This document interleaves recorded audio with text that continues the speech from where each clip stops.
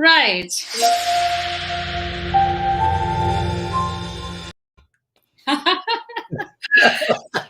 Right. Yes.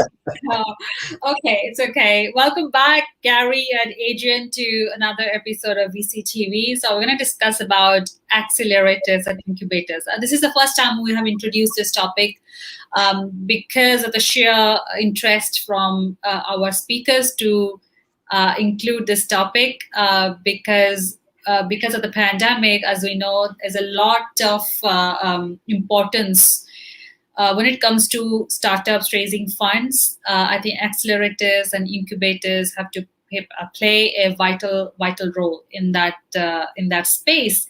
So, hence, we decided we cannot exclude them and have an exclusive topic, a session to discuss about their role in the entire ecosystem, building the ecosystem. I'm not saying fundraising, but building an ecosystem that includes all the support that is required to give a startup to nurture and grow and go IPO if needed to, or become a unicorn. So yes, before I start introducing the speakers, let me just introduce myself. My name is Sunny Mohanty. I belong to LaToken. I work for them, and based here in Singapore. I have always been based here. Been based here since last 10 years.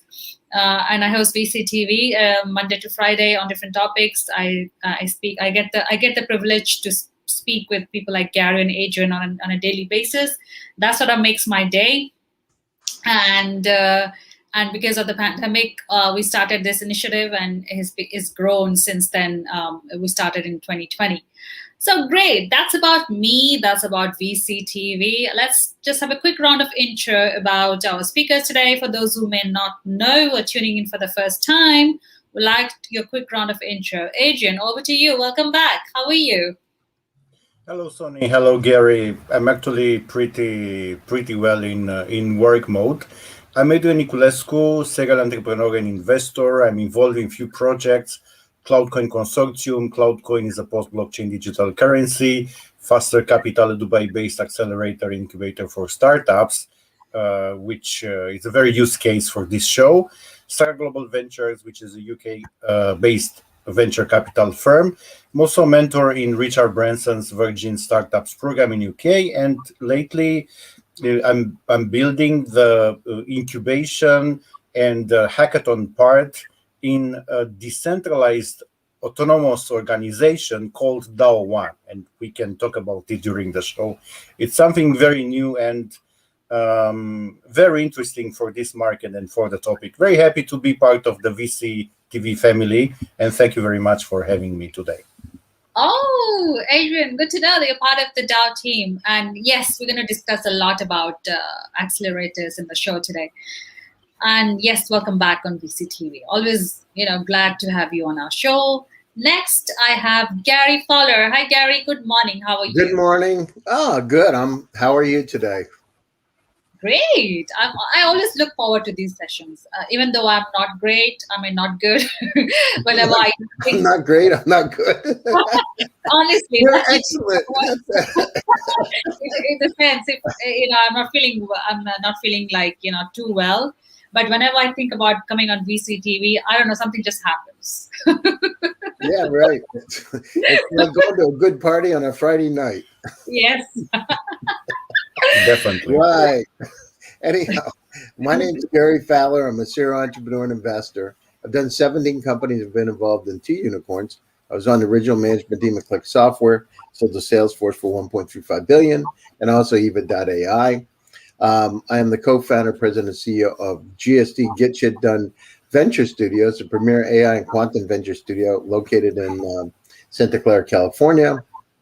We work all over the world looking for incredible AI and quantum companies using Silicon Valley as support, Africa, Asia, Latin America, of course, the US, Canada, all over the world. Wherever there's opportunity, we believe intellectual capacity is evenly spread around the world, but opportunity isn't.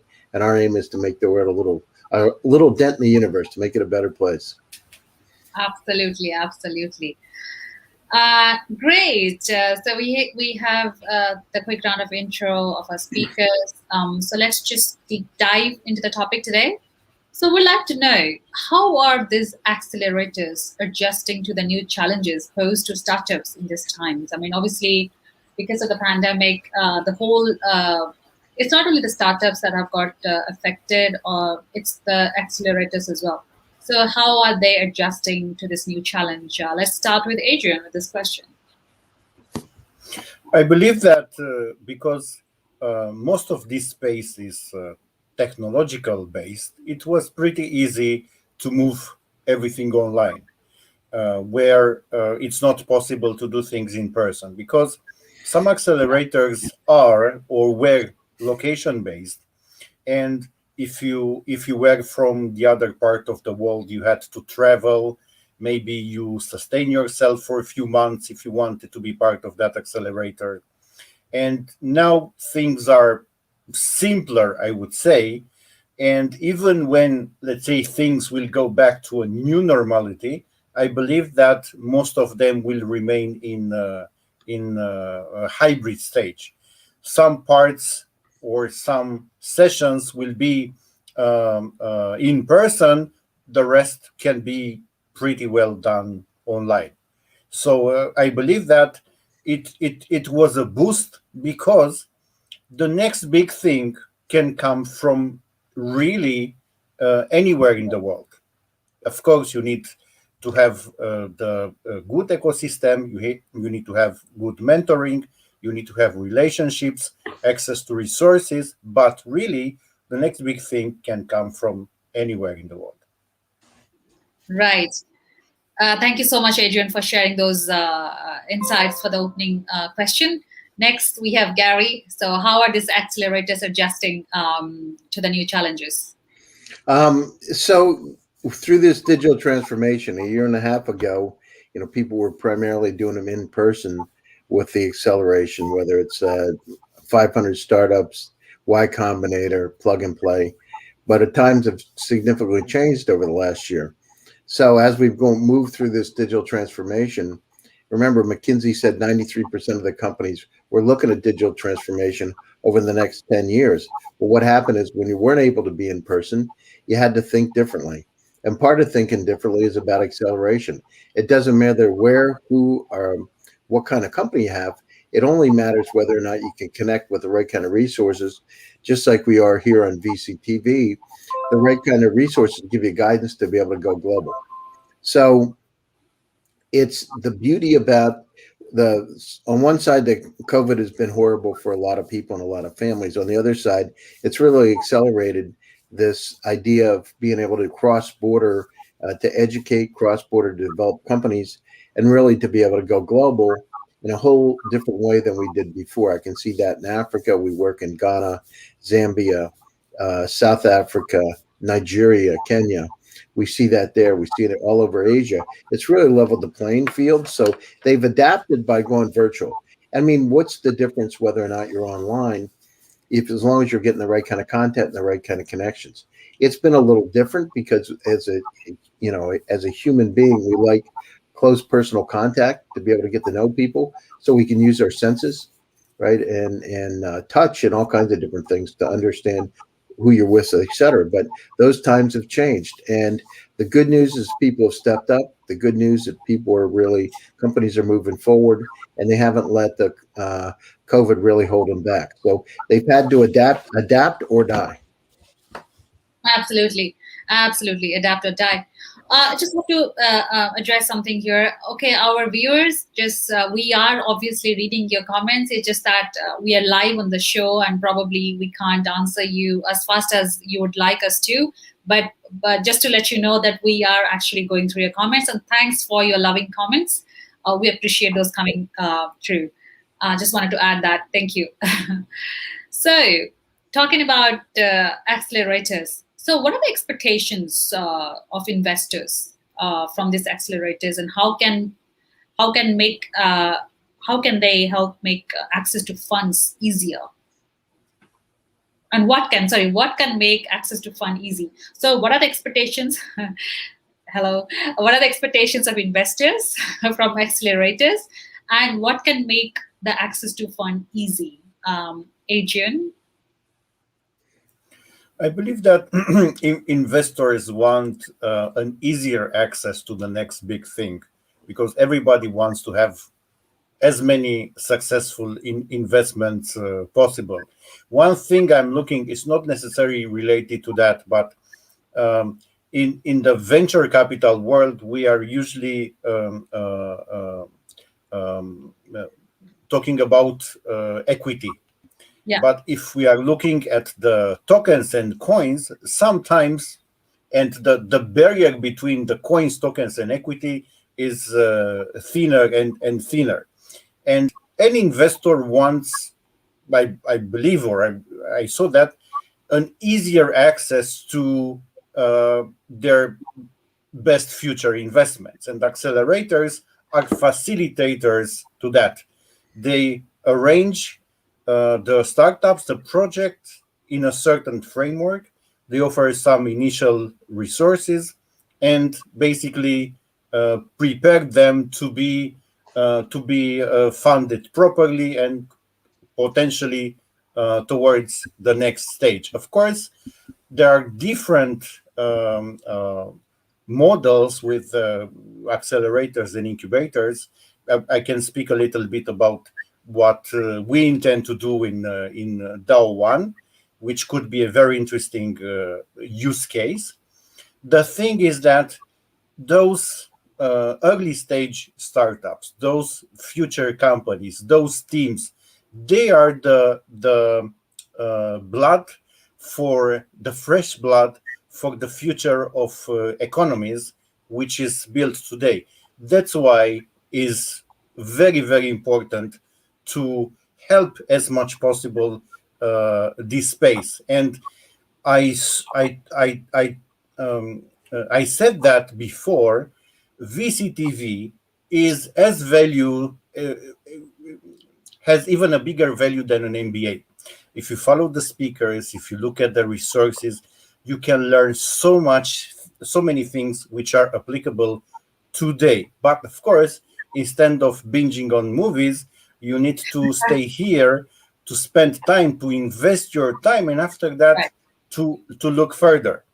When Gary says, okay, I'm publishing on Medium this, go to read that on Medium, and you will be able to enter his mind and to learn fabulous things. It's exactly what I'm doing from time to time, and it's very valuable, I would say. So these are, from my point of view, the expectations of investors, an easier route to their next best investments. Right. Thank you, Adrian, that VCTV is actually giving you that platform where you can learn and get into Gary's head. I can't even get into Gary's head.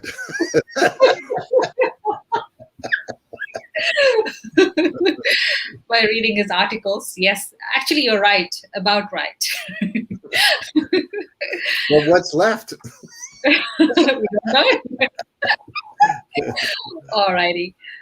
Great. So again, Gary, the same question to you, because you founded companies, you are part of 3 accelerators, you also you invested yourself, you work with investors. So what are the expectations of investors from these accelerators, and what can make access to fund easy for the startups? Well, startups, one of the challenges with startups is that they need guidance, because a lot of times they're first-time entrepreneurs. They haven't done it before. They don't understand the trials and tribulations. You need really a support group. Sonny, it's not easy doing a startup, right? There's always twists and turns and pivots. And so having that support is really important. The other thing is in terms of how do you build a company, customer development, going out before you build a product or service, making sure that that's something that the environment wants, that customers want to pay for. So in terms of staging, financing, what is a Series A, Series B, Series D, C, D? How do you get seed funding? Who should you talk to? How much is it? What are they looking for? These are basic questions. And these aren't kind of things, you don't learn this kind of stuff in business school, right? Yeah. The first MBA program was at Harvard University. It taught managers how to manage, not how to be entrepreneurs. In fact, it's actually different because you're not supposed to take risk. So The accelerators, what are the investors looking for? They're looking to be able to, I mean, this is keep it simple, stupid. If they invest, they want to make money. It's Right. like, this is not rocket science. Yeah. So they want to make sure they can maximize their investment, and they have a team in place that's able to do that. So the first thing is the team. Then the situation is with the investors, the key is having investors that can open the doors for you and help you. You know, the investors that I've had with my companies have been very supportive and given us guidance, because sometimes when you're inside of a company, you forget you're so enclosed, you forget the outside world, and you think, you know, what you believe is right, and many times you need those opinions. So Right. you know, they're just looking to maximize their investment. It's pretty simple, and move as fast as they can and make sure that it's the right team to get the job done. Yes, absolutely. So these are very vital points as well. For startups who are watching us today, very crucial. You know, if you have an accelerator partnership. So my next question is, again, as we all know, like historically as well, the accelerators have obviously helped build ecosystems, right? So we would like to know a bit about how they help build an ecosystem in terms of corporate technology partnerships, academia partnerships, access to funds, access to services, including IP, HR, etc. So if you can just summarize how they help in all these spheres, that would be easy. That's good information for our viewers as well. Adrian? Ecosystem is everything, and if you, I want to use an example, because we always learn from examples, or can learn from examples. Let's look at the banks. Yeah. Some of the banks, what they are doing, they are saying, okay, we are the best. We are not interested in crypto. We are not interested in fintech.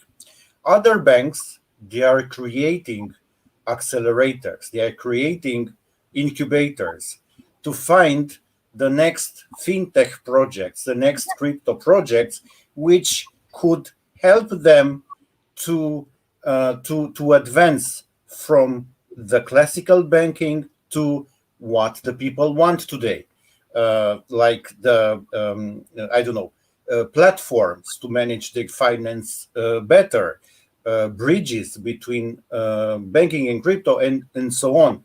The same approach, because I wanted to also to use this as an example, is with incubators and the hackathons with DAO1. DAO1 is an ecosystem, is Right. a really decentralized autonomous organization, and being a technological hub, it's created in a certain way right now, but it needs to evolve over time. And the best way to do that is to attract from all over the world teams, startups, and ideas with potential products and services which could help DAO1 become a better platform, and also to be potentially funded by the members of the community, or even if there is, I don't know, a potentially next big thing which is not applicable to DAO1 as a whole, to be funded, to be helped with mentorship, with resources, even with technological resources from partners, to become a standalone company. And so many cloud companies, marketing companies, they want to be part of these accelerators and give for free cloud space or marketing memberships, because these startups will test their tools, will show them the bugs, will potentially become long-term clients, will help the adoption, and so on. And it's like a movement which becomes something very addictive, you know. As you said, it's like being in this show becomes something like addictive, something like, okay, if you are down today, okay, I'm going in 1 hour on VCTV. I have to freshen myself up to be there and to contribute, and after that it will be okay for the rest of the day. It's something like that. Absolutely. Absolutely. Rightly said at the end, Adrian, besides others, the points that you touched So upon. it's like a therapy session. Yes. Yes. Exactly. It's a therapy session. Come on. Seriously, this is not the Good first one. time we're hearing this. I mean, everybody like Gary obviously has said this before, Vandana and many other people. I think we should rebrand it to something else. Can you tell me a little bit more about it? Yes, offline. We can About brainstorm. your childhood? That's a good one. Yes. Right. Great. We have a laugh as well on VCTV. So yes, therapy, information, and many other things, collaborations happening. So yes, that's just one platform doing everything. Great. Gary, again, same question to you. How these accelerators are helping building an ecosystem starting from IP, HR, access to funds, academia, access to services, you know. Yeah, I can tell you directly. I mean, how I've done it and what happened. So we started the first accelerator in Russia, so Skokova Startup Academy, and there were a couple people in our e-club when we got started. I mean a couple, 5 or 6, and within a year we had 2,500 at the largest event that we had, almost 2,500 exactly, 24 and change, and it was amazing to see what happened in terms of the results because again. There's no, if you look at building a startup, it's really practical. How do you meet with this investor? How do you get those contacts? Where are those contacts? And personal introductions. But it's like so finance is important. Connections are important. What is funding? As I said, how to be able to meet with those folks using Silicon Valley as an access. We would take trips with the companies over to Silicon Valley for 2 weeks, and I'd have people like Guy Kawasaki, Bob Dorf, and Steve Blank, the whole lean startup folks, friends, meet with them. And now imagine having superstars there to be able to talk to them directly and talk about what's happening in the Valley, having dinner at Stanford University, and just being part of the ecosystem. And that's what it's all about. It's about the connection. And most people don't realize it's, doing a startup is like being in a small club. Yeah. And it's not what you think because, VCs like us here have thousands of people giving proposals all the time. And sorting through those proposals, if you have somebody recommend a company, you're much more likely to listen to it and take a look at it. So, and the other thing is credibility. You need to, what are they looking for? They're looking for people that have been successful because if you're going to win the Formula One, if you want to bet on a car, you want to look for a driver that's run a race. So getting to get the chance to drive is one thing. Then once you're in the driver's seat, continuing it and, keep winning. So that's part of it. It's about building an ecosystem. It's not one thing. It's about building the ecosystem. And it's really important because, as I said, is therapy even doing a startup? Because there's ups and downs and the ins and outs. And you got to pivot all the time. Yes. And you got to test. You got to do customer development. Startups, make sure you test. You go out. What I do is I take and I'll interview people. I have my iPhone there. I show them the PowerPoint presentation, mock-ups of whatever it is, and get their opinion. Are people willing to take money and spend money on your product or service? So it's important to do that. The idea for accelerators, so there's a couple of different things. One is accelerators, but the other things that are venture studios, which is like the next level of acceleration. So accelerators teach you the basic concepts. It's a lot about education, a lot about small amount of money, $100,000, $120,000, 150. They put in some very small pre-seed funding to be able to help using the connections that they have. But then the next level is really the venture studio model, which is where you take active operational roles in those companies. It's a little bit different. So using your credibility and bringing it into those companies to be able to help them grow, to be able to use your contact network. So it's important that you find the right company so that they do have the right product, because you can't have a dud. You can't have one that's wrong. It'll screw up your credibility wherever you are. So you need to make sure you're nurturing that company. Typical venture studios, that's really the new model going forward, because it's one thing to accelerate a company, but what do you do next? Let's say you're in Singapore and you've got regional dominance in Singapore. What do you do next? How do you go global? Right. You want to go to Latin America. How do you do it? So having that network of people. We look at the model as intergenerational, culturally diverse, and regionally decentralized, because you want to have your development team where you can get the most bang for the buck. You want to make sure diverse teams, dramatic. You want to have women. You want to have people of color. You want to have people that have intergenerational, people with a gray hair, because they have the contacts. And if they got the credibility, it makes it a whole lot easier, especially today with the digital transformation. Here we are online. So if I want to raise money and I'm in Singapore or I'm in Europe and I want to raise money in Silicon Valley or Israel, unless you have those contacts, it's really hard. Yes, they'll listen, and they always say yes, by the way. Most of the time, they never say no, because they want to keep you on the string so that at some point in time, if you're a hot company, they can invest in it, and you're not going to be offended. Right. So Gary, understood correctly, the venture studios actually sit between VCs and accelerators. Are they like bridging a gap, or they're bridging? It depends on what kind of. They're bridging a gap, because it's the next stage is going global. Public speaking, Sonny. I mean, a lot of times you have technical founders, and I'm not saying it's good or bad, but they haven't just gone out in front of thousands of people and talk, like a Steve Jobs, and get in front of people and talk about their product or service and compel them, enchant them, and make it interesting. They're just not marketing.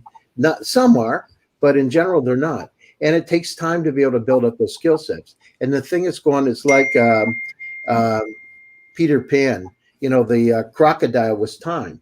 You've got a window of opportunity. You better move very, very quickly. So it may take you a few years to get those skill sets. It's better to get people that already have them, that have the credibility build up. That's where Venture Studio comes in. Venture Studios are really, it's a new model, but it's really, I'm regionally successful. How do I go global? How do I set up an office in Silicon Valley? And I don't mean just set it up for $200. I mean actually set it up so you can get funded.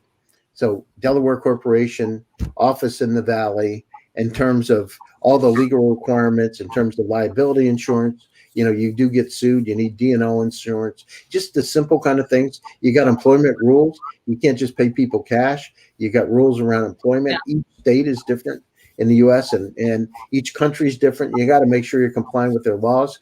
Work visas. If you're in Russia, you need a special abilities permit. In the U.S., we also have those kind of visas. What kind of visa do you need? How can you transfer people over to the company? Those kind of things. But you got to think about those in advance. The problem is many startups say, "Oh, I'm going to file Delaware Corporation," or they don't file patents, right? They don't file provisional patents, so they have something that somebody else may own. So how can you build a company without what is your intellectual capital? What are your assets? And they don't do it. They don't think about it. But these are the kind of things. It's not just about that. It's about a real 360-degree view. That's where Venture Studio comes in. Venture Studio is like, you got a beautiful car, but now you got to get it detailed and get it ready to go if you want to take it out to the auction. And that's where Venture Studio. So, tuning up the engine, changing the tires, as a metaphor, just making it right so it's ready to go. And most companies don't think about it, and that's why they fail. Interesting. Very interesting points coming out of this session, especially Gary. Sorry, 1 second. Okay, I think Gary touched upon inclusion and diversity. So I just want to ask Adrian, what are accelerators' role in inclusion and diversity in innovation, in bringing innovation to startups? Every accelerator and incubator has its own rules regarding what kind of startups they want there. And with the pandemic, the barrier became lower than it was before, because you don't have, in most cases, the travel costs you had before, and you don't have the accommodation costs you had before. So it's easier, even for startups from underprivileged territories, to join accelerators and incubators. And if we are looking at the tech side, we see more and more people coming from this territory saying that, I'm a blockchain developer and I'm self-taught. You can you can become a very good programmer. You can become a very good technical person if you follow videos on YouTube and if you analyze code on GitHub. Of course, until a certain level. But you need to make the effort and to take the learning curve. You need to get the limits out of your head. And because you mentioned therapy, Yeah. Sometimes in entrepreneurship, and it happened to me, still happens today, you don't see tomorrow, and you need to be part of the ecosystem which will help you to see that tomorrow, because if you don't see tomorrow, you can take very bad decisions, and there are so many entrepreneurs who are taking a very bad route in such moments. And it's very important, even to help um, um, vulnerable, valuable people, to get them into such ecosystems and to help them not only to see tomorrow, but to see the day after tomorrow and the light at the end of the dark tunnel. Because sometimes entrepreneurship is a dark tunnel, especially when you are building something new, when you are doing things which were never done before, or when you are in a dark space, you don't have resources, you lack money, you have I don't know, people hunting you for debts, or who knows which other problems you might have. And being brought to such an ecosystem where things are friendly, it helps you to have a different vision of the world, a different vision of what entrepreneurship really is, and to give you some resources to transform that vision into a fundable and into a sellable project at the end of the day. It's Right. very important for the inclusion. Very, very important. Absolutely. Great points there, Adrian. Thank you so much. Again, Gary, same question: inclusion and diversity in innovation, and the role of. Yeah, I mean, it's critically important. In fact, we have on our board, uh, maybe some of your viewers know the NAACP, which is a top black group in the United States, and Martin Luther King founded it. We actually have one of the board members of the NAACP, a good friend of mine, Lamel McMorris, is on our board, and we've really pushed female entrepreneurs, and been inclusive, because it's the way. It's proven that having a diverse team really dramatically impacts the success of the company. So it's and it's not about entitlement; it's about doing the right thing, Sonny. Yeah. So as I said, we do a lot of work in Africa. It's about how do you help, on one side, it's not about entitlement, it's about finding incredible companies. There's incredible talent all over Africa, all over Asia, all over the world. But you got to go out and mine that talent. And most people don't take the time to do it. When I went to Russia the first time, people said, well, why would you be going to Russia? It's a scary place. This was back in the 2000s. I mean, you got to be a different kind of person to want to do it. But, think about all the science talent, all the technical talent that's out there to be able to really help. So it's mining it. On one side, you're doing the right thing. On the other side, there's great opportunities that nobody else is going after. And that's where the opportunity is. So this is the greatest time. Companies that are out there, I did a TED talk about the passion, optimism, and visualization, TEDx, a few years ago. You can check it out. And I've written several articles in Forbes about venture studios and going global. It's important. Each one of you, what you got to do is you got to get off sitting on your hands. You got to visualize where you want to go, and you got to go do it. It's not easy. For sure. If it was easy, everybody would do it. It's funny because you see success of people like Stuart Butterfield, Slack.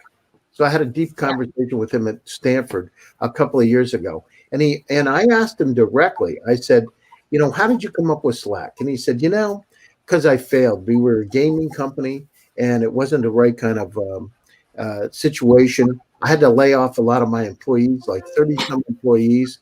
I had to lay off, and we had this internal project tool, Slack, right? And this what became Slack. And so I said, well, geez, here's something to sell. I had another company. I don't remember what it was, Twitter or Instagram, but they were selling Cheerios. They would relabel them. They put like Obama O's, and they were relabeling just to generate money for the company. I forget exactly which one, but people only think about the successes. They don't think about the journey to get there. Elon Musk, right? This was back in early 2000s. They said Elon Musk was crazy because he put all his money that he had made in PayPal and threw it in Tesla, SpaceX. They said the guy's going crazy. Now he's a genius. Yes. I mean, and if he could say anything and people would do it. He's taking Mars. Yes. I mean, but he seriously wants to go to Mars, right? And so you got these great opportunities. Look at Starlink connecting the world, Neuralink, because we're going to have singularity. The guy's a genius, and he's impacted all facets of our life. Absolutely. Thank you, Gary, for sharing those really powerful words with us and our viewers. I mean, I feel really excited to listen to all these insights coming from this panel today. Again, very important. How does a startup choose the right accelerator? Adrian? With everything a company, an entrepreneur is doing, there has to be an ideal profile. You have an ideal customer profile. You design, okay, which is my ideal customer. You have an ideal investor profile. What kind of investors do I want? And because there are so many accelerators and incubators, you need to design the ideal profile of the accelerator and incubator you want to be part of, because there are hundreds, and you could send hundreds of applications which will be copy paste and will not make any noise, or you could go targeted to 5 or 10 to study what they are doing, to make the kind of pitch to them or the introduction which will become memorable for them. Because if you know your ideal the ideal profile of the accelerator or incubator you want to join, you will learn a lot about that profile, and you will be noticed, and maybe it will be easier to join, because there are no universal solutions for everybody. So depending on your needs, depending on your goals, depending on your vision, make a target, create an ideal profile for the things you want to join, and fight to join there. It's so simple, but it's pretty complicated to execute. In theory, it's very simple. Execution makes the difference. Yeah. Right. So it's a simple thing, but execution is complicated, right? So again, Gary, same question. How does a startup choose the right accelerator as a partnership? Well, I mean, you got to look at, so for instance, if you're in space, Techstars has a space accelerator. Really look at one that really caters. Find somebody in that accelerator that has the same kind of domain expertise that you have, that has been successful in that particular vertical market, that particular technology. I mean, go there. The other thing is, what do they have to offer? Do they have education? Are they investors? Do they have a good contact network, et cetera? So, I mean, part of it's doing your own due diligence. It's not about blindly getting in. It's about really finding one that's going to help you. It's, on the other side of it, there's a lot of online resources, just like VCTV, to give you ideas and direction to be able to help you. And so you, as an entrepreneur, I always say it's incumbent upon yourselves to be able to create your own destiny, to be able to forge your future, to paint where you want to paint pictures of where you want to go and manifest it. And I don't mean this in a soft way. I mean, this is just how it is. You got to visualize where you want to go with it. And as I said, pivots. Remember, startups, pivots are not a situation that's bad. It's not like making some cultures, if you have a challenge and you pivot, it's looked as a bad thing. Oh, I don't know. But look at it as like making a U-turn, right? When you're driving down the road, you make the wrong turn, you do a U-turn and you go in the other direction. That's okay. So that's it. And a lot of times when you're doing pivots, I know with my company, Yva, we had to pivot 3 times. And we were Google-like search for the personal cloud. Well, of course, Google gives things for free, right? Supposedly, right? People didn't want to pay. Then we did a task assistant. people didn't want to pay because, companies like Google, again, were giving things for free. In reality, no, because they get advertising dollars, etc. We pivoted to HR and HR tech, and it worked. So you got to try it. And the other thing is, make sure that when you're building your team, when you're getting investment, that you find people that are knowledgeable in your particular vertical market or product to be able to help you, to get ideas. Your venture capital groups, your investors, it's not about the money. It's about having another part of your team that give you guidance. They're like senior advisors. The really good ones really care and really want to help you because they want their investment to go up. And so it's critically important you find the right kind of folks. And, startups, AI is the new electricity. Data is around us. Yesterday I was talking to a company that's talking about gathering data, but it's not about gathering data. It's about what do we do with the data and how do we be able to incorporate that to make our product or service better? How do we take that to be able to make better decisions? How do we use semi-supervised and unsupervised AI to be able to help with things like supply chain, right? And these are the kind of challenges that are in front of us. These are the kind of challenges that we have to take care of. Data collection is important. Data analysis is important. But what do we do with that data? And how can we use unsupervised AI to really help guide that product or service? That's what we're looking at. And it's going to impact each and every one of us in all kinds of different ways. So I would focus on how to be able to take the data, whatever technology or service you have, and to be able to manipulate that and use it in a positive way, use that to be able to make some better decisions. Absolutely. Great points there, Gary, again, about choosing the right partner, especially when you are early stage as well. Great. So we cannot not talk about government. So what is the role in this scenario? And are there policy changes you're going to expect from the government when it comes to the entire ecosystem of startups, accelerators? So what's their role? And Okay. In the middle of April, something interesting happened regarding the startups ecosystem in Romania.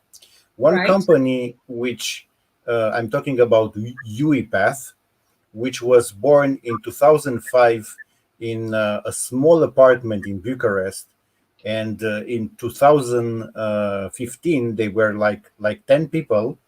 They succeeded in few years to become listed at the New York Stock Exchange, and become the hottest listing of a European startup in 2021.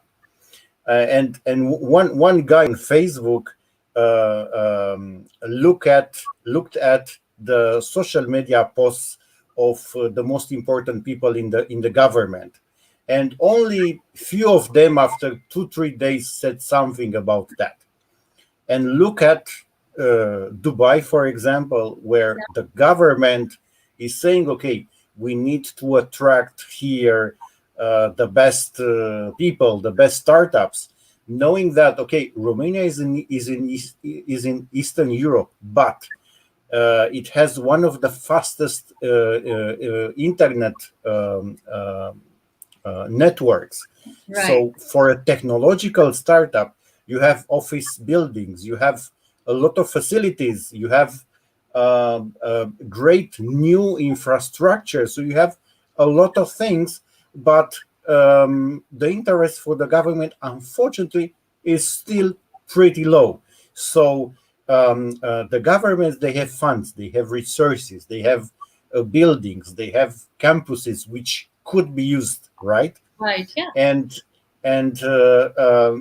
it's something which hurts a little bit if you go with a plane from Tarom, for example. Tarom is the national carrier in Romania, and after that you go with a plane from Turkish Airlines. There is a huge difference, like from Earth to Moon, and is exactly.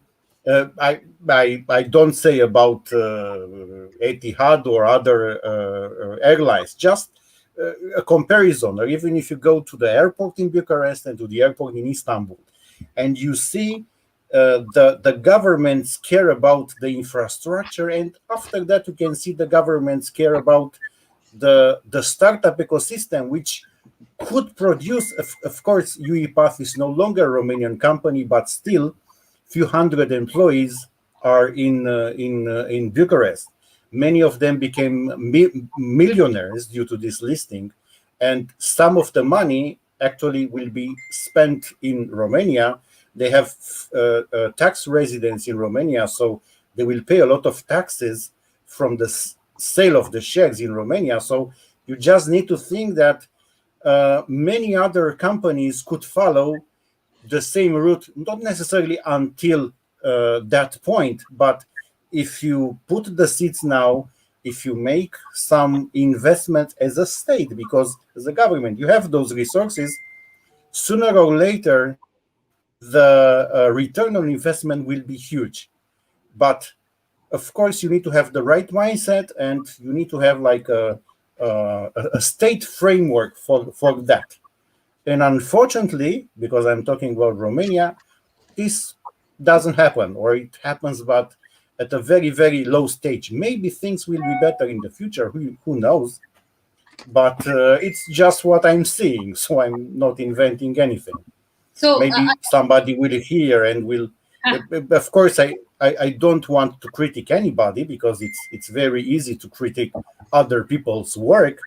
Just saying that this could be improved. So this is the angle I'm using all the time, because I respect all the authorities. Just that they need to have a focus here, because from this space will evolve the companies which will change the world, right? So, Adrian, yes, it's a big news. I've also seen it went public, but I didn't get into details like where was it born in the first place. So good to know that was born out of Romania in a small building of 10 people, and it's Yes. yeah, good to know. But so are you trying to say that suggest that there was no government's role to play in their success? Actually, they played against the limitations imposed by the system. They didn't have any deal with the state, and as far as I know, they didn't have any facility besides, I believe, there are some deductions for the taxes on salaries for the people in IT in Romania, which are generally for all people in the IT industry. But apart from that, Right. I didn't think they have any other support. Okay, good to know. Thank you so much, Adrian, for sharing that use case as well. Gary, over to you. Yeah, so one of the roles of government is to basically not put the roadblocks up. So if you disincentivize, increase taxes, make it so it's not friendly, startup friendly, that's one thing. But you really got to nurture the environment, like Singapore's done. Yeah. With the startup community. So you got to nurture it. You got to be open to it. I mean, think about it. You're creating a lot more high value jobs. Think about UiPath. Think about Twitter, Facebook, Google. I mean, here we are, Apple. I mean, they've created jobs all over the world. So it's about job creation, about the opportunity, but you got to plant the seed, and not all those seeds are going to turn out to be companies, right? Yes. It's 1 out of 10, but in reality, from my opinion, if you do a great job of nurturing those companies, it's probably 3 out of 10 or 4 out of 10 if they got a good idea that can succeed. So don't put the roadblocks up. Be very positive. Create an ecosystem. Universities in California, Stanford University. One of the reasons Silicon Valley, because you got Stanford University with some of the brightest people from all over the world coming in. They go to the engineering school, computer science school, business school, and they stay because the climate's nice. I mean, it's pretty simple. This is not rocket science. Yeah. It's warm and nice, and there's a beach, and you can go skiing. You can go skiing in the morning, and you can go at the beach at nighttime, or vice versa. So that's some of the beauty, and people forget about it. Weather is really important. Yes. So where are you going to go? So if you're in a very close climate, you may want to have a different kind of environment. The other thing is open to ideas. People share ideas. The reason startups are successful is because they share ideas. They have events like VCTV, entrepreneurs clubs, different get-togethers, Eventbrites, where they get together and share ideas. And it's really important because somebody may give you that little nugget, that little piece that'll help you define who your company is and what you want to become. So it's about creating that community spirit. You can do it online for sure. And now some countries, some places like Silicon Valley are coming out of the pandemic.